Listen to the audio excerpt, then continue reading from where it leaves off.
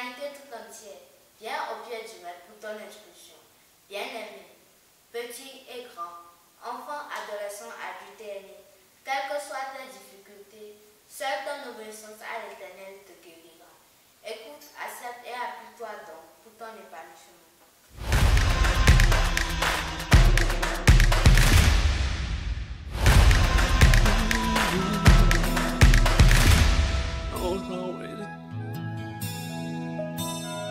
Tu m'as créé pour t'adorer.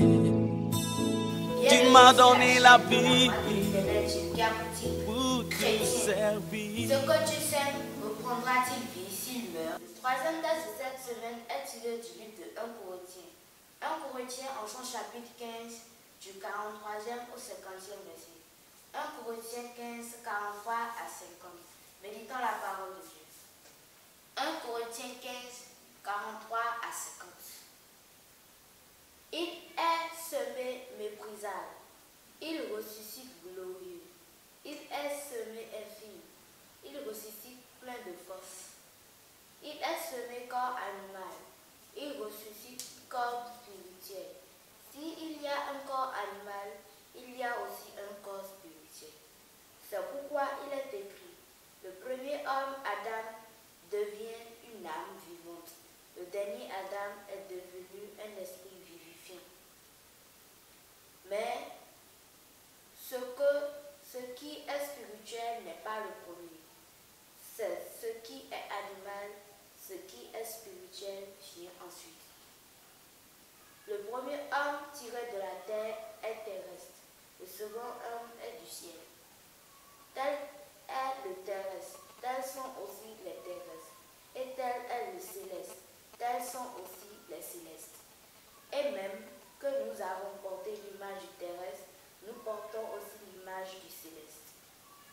Ce que je dis, frère, c'est que la chair et le sang ne peuvent hériter le royaume de Dieu, et que la corruption n'hérite pas les corruptibilités.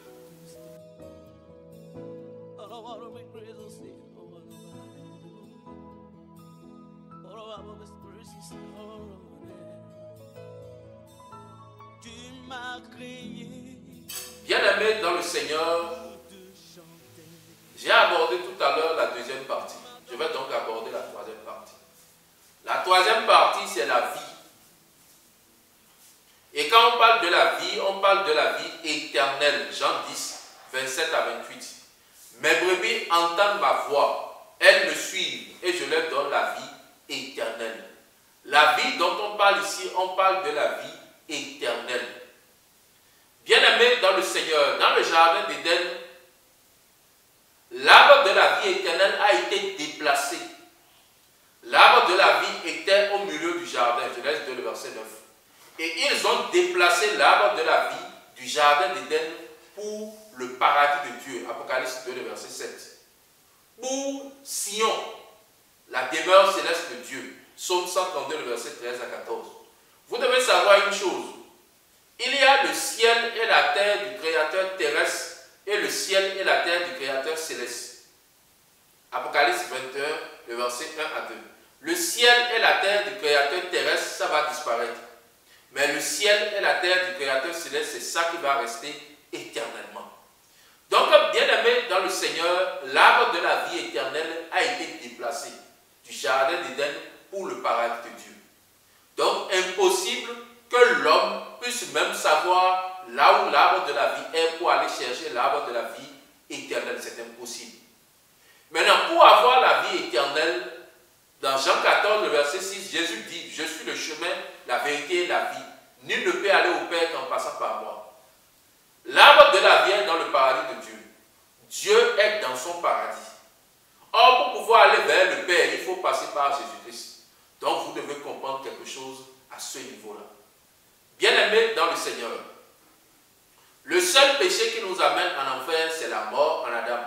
C'est le fait que Adam a dépossédé ce corps de la réception de la vie éternelle. Donc, il faudrait qu'on nous change de corps.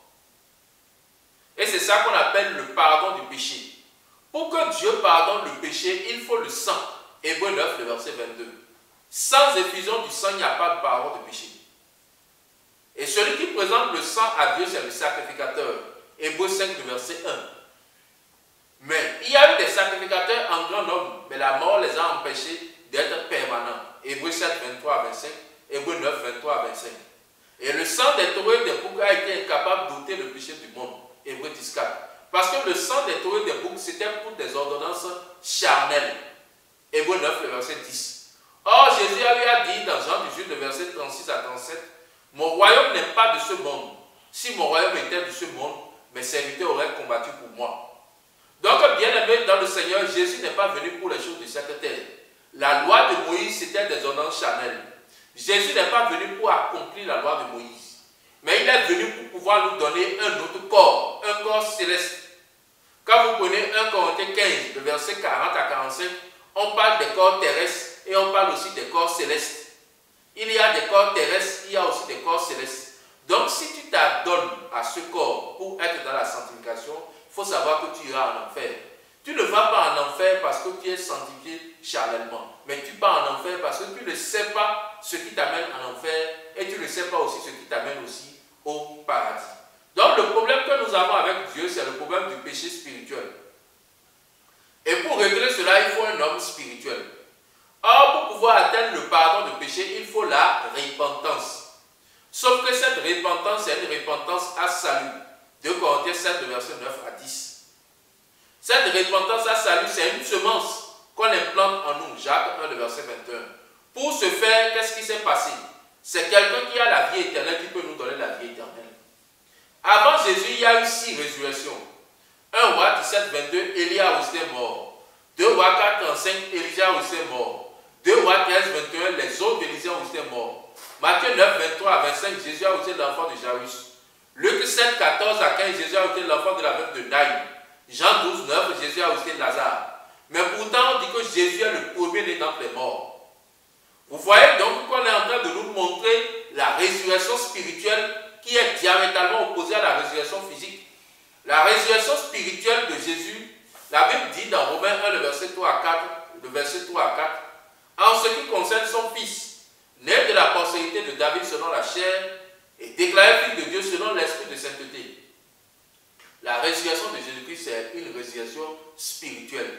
C'est le fait que c'est lui le premier à avoir reçu le Saint-Esprit. Or, si nous disons que Jésus est le premier à avoir reçu le Saint-Esprit, avant Jésus, il y a eu 6 résurrections. Et avant Jésus aussi, les prophètes aussi ont aussi reçu l'Esprit de l'Éternel. Mais l'Esprit que Jésus envoie, selon Jean 14, 16 à 17, c'est différent à l'Esprit que les prophètes ont reçu. L'Esprit que Jésus envoie, c'est la vie éternelle. Galates 6, le verset 8. Donc quand on dit que Jésus est le premier-né d'entre les morts, cela veut dire en réalité que c'est lui le premier à avoir reçu l'arbre de la vie éternelle. C'est pour cela dans Actes 2, le verset 33, on dit, étant monté à la droite de Dieu, il a reçu du Père le Saint-Esprit qui avait été promis. Donc quand on dit que Jésus est le premier-né d'entre les morts, c'est le fait que c'est lui le premier à manger l'arbre de la vie éternelle. On dit dans Apocalypse 2, le verset 7, à celui qui vaincra, je lui donnerai à manger l'arbre de vie qui est dans le royaume de Dieu. Qui a vaincu le monde? Jean 16, le verset 33, c'est Jésus. Donc c'est quelqu'un qui a la vie, qui peut nous donner la vie. Et quand Jésus a mangé l'arbre de la vie éternelle, il a pris le livre de vie dans la main de Dieu. Apocalypse 5, le verset 7. Il connaît les noms de ceux-là qui sont inscrits dans ce livre. Apocalypse 5, le verset 4 à 5. Connaissant donc les noms de ceux-là qui sont inscrits dans ce livre, il peut maintenant nous donner la vie éternelle. Comment est-ce que nous recevons la vie éternelle? Matthieu 18, le verset 20. Là où 2 ou 3 sont assemblés à mon nom, je suis au milieu d'eux. Les 2 ou les 3 dont on parle ici, c'est Hébreux 9, le verset 11 à 12, Hébreux 10, 12.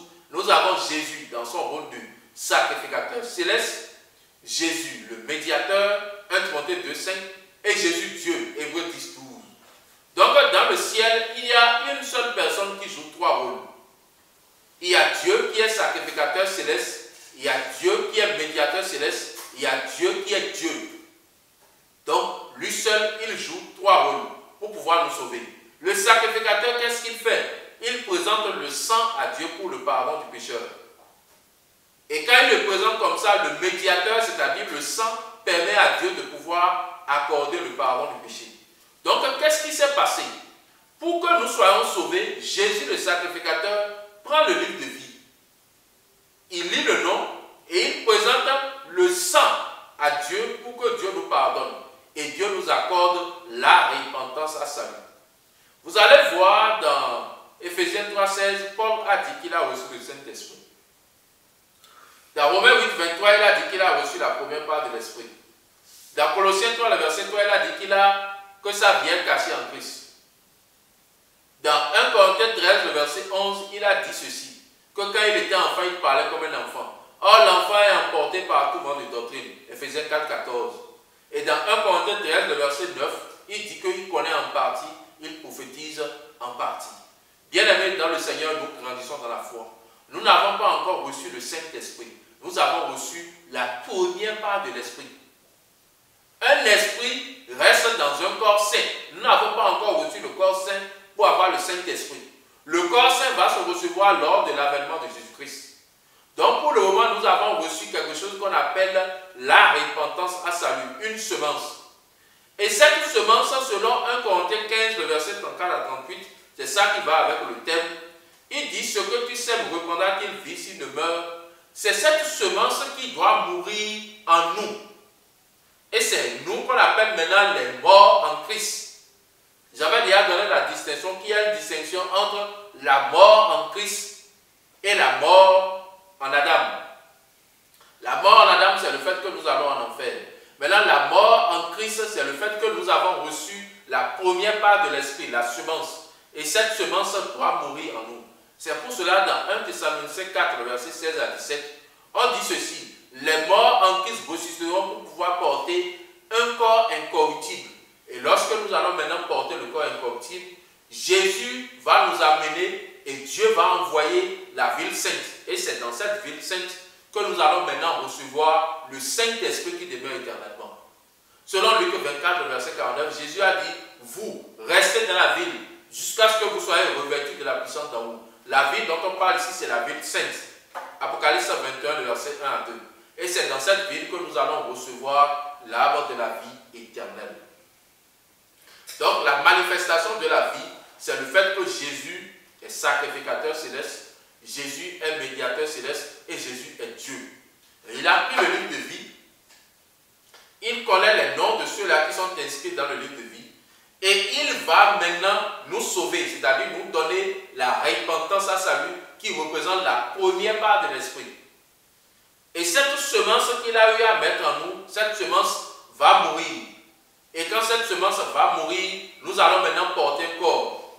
Lorsqu'on met une graine en terre, qui représente la semence, la graine meurt. Et quand la graine meurt, Dieu donne le corps qui lui plaît à l'arbre. La même chose se produit avec nous selon 1 Corinthiens 15, 34 à 38. On a mis en nous une semence. Cette semence doit mourir. Et Dieu maintenant va nous donner un corps incorruptible. Et ce corps incorruptible va monter dans la Jérusalem céleste qui descend du cœur de la ville sainte. Et nous serons dans cette ville sainte, on va nous envoyer l'arbre de la vie éternelle, c'est-à-dire le Saint-Esprit. Et c'est de là où nous allons maintenant voir le royaume de Dieu. Jean 3, le verset 3. Si quelqu'un ne naît de nouveau, naître de nouveau signifie porter le corps incorruptible et manger l'arbre de la vie éternelle. Naître de nouveau veut dire avoir un nouveau corps, une nouvelle vie. C'est ça qu'on appelle la nouvelle naissance. Les gens sont en phase d'une constipation spirituelle. La nouvelle naissance, c'est une naissance spirituelle. Et cette naissance spirituelle, c'est le fait de recevoir la vie éternelle. Lorsque tu te répands charnellement et que tu ne commets pas le péché, tu ne commets pas l'adultère et tu penses que tu es né de nouveau, si tu meurs, tu pars en enfer. Ça, c'est les bons comportements dans la chair qui sont profitables pour toi, pour la chair. Mais sache que quand on parle de la nouvelle naissance, c'est le fait que tu as porté un corps incorruptible et tu as mangé l'arbre de la vie éternelle. Voilà ce qu'on appelle la nouvelle naissance. Et la manifestation de la vie, c'est à travers Jésus-Christ. La source de la vie, c'est à travers Jésus-Christ en nous donnant la vie éternelle. Que le nom de l'Éternel soit glorifié. Merci beaucoup à vous. Soyez vraiment fortifiés et on est ensemble éternellement. Thank you for watching this channel, the voice of the eternal God. If you like this video, don't forget to subscribe, comment, share in order to extend the gospel. God bless you.